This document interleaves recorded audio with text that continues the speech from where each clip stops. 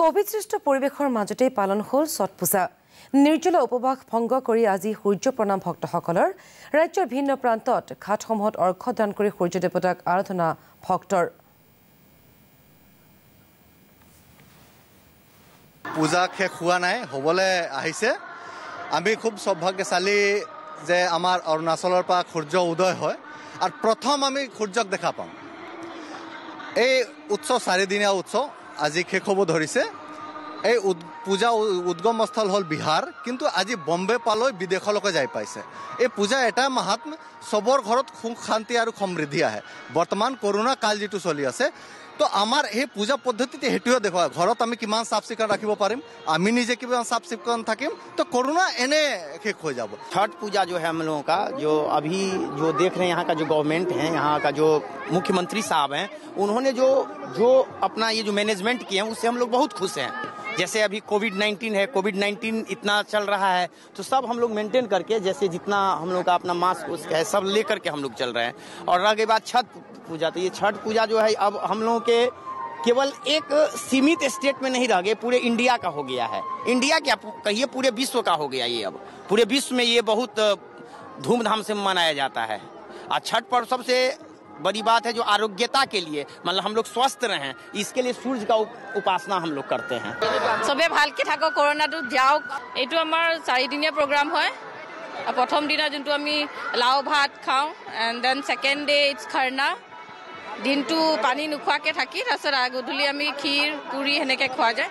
তাৰপিছত আকৌ কালি ঘাটত আহিলোঁ আৰু আজি শেষ হ'ল।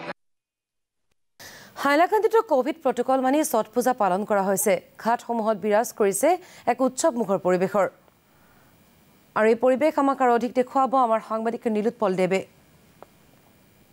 নিশ্চিতভাৱে যি ছট মহা উৎসৱ, সেই ছট মহা উৎসৱৰ আজি সমাপ্তি ঘটিব। 4 দিনীয়া ছট মহোৎসৱৰ আজি অন্তিম দিন। আজি ইতিমধ্যে ছট পূজাৰ যি আনুষ্ঠানিকতা আছে সেয়া সম্পন্ন হৈছে। আমি বৰ্তমান হাইলাকান্দিৰ ষ্টেচন ৰোডত উপস্থিত আছোঁ। কেমেৰা পাৰ্চন পাৰ্থই দেখুৱাব। ইতিমধ্যে দেখা গৈছে যে যি ছট পূজাৰ নীতি নিয়ম সেয়া অনুষ্ঠিত হৈছে আৰু যি 4 দিনৰ ছট পূজা আছিল সেই ছট পূজাৰ আজি পৰিসমাপ্তি ঘটিব আৰু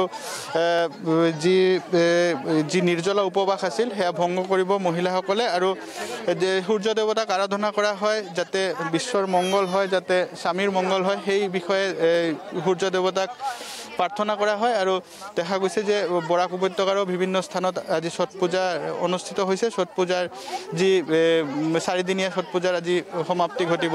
স্থানীয় একাংশ ব্যক্তি আছে, তেখেতসকলৰ পৰা জানিব বিচাৰিম যে তেখেতসকলে কি কয়, হাইলাকান্দিত কেনেকৈ অনুষ্ঠিত হৈছে। हाईलाकांदी की सब जनता की, यहाँ के सबकी धन्यवाद। यहाँ के प्रशासन की तरफ से बहुत अच्छा व्यवस्था था और यहाँ के लोकल आदमियों ने भी बहुत सपोर्ट किया है। और 4 दिन के जो व्रत है छठ माई का बहुत सुंदर से हुआ है। यहाँ पर जितने लोग आए हैं सबके लिए सुव्यवस्था भी है पर प्रसाद का।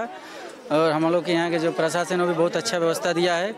साथ में हम अपने यहाँ के प्रशासन हो, माननीय MLA महोदय हो, माननीय MP महोदय से एक निवेदन है कि हाइलाकांदी जो स्टेशन रोड है, हम लोगों के यहाँ जो तालाब इसी में हर साल पूजा होता है, बहुत सालों से करते आते हैं लोग, पर हम लोग के अपना कोई छठ पूजा के घाट नहीं है।